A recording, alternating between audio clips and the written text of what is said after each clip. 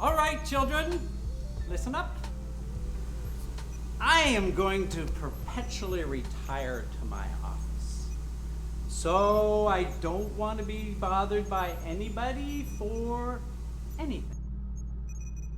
If someone comes calling for me, tell them I'm dead.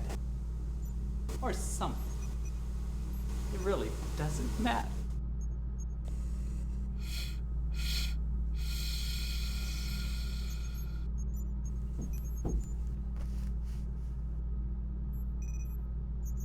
I feel bad for the guy.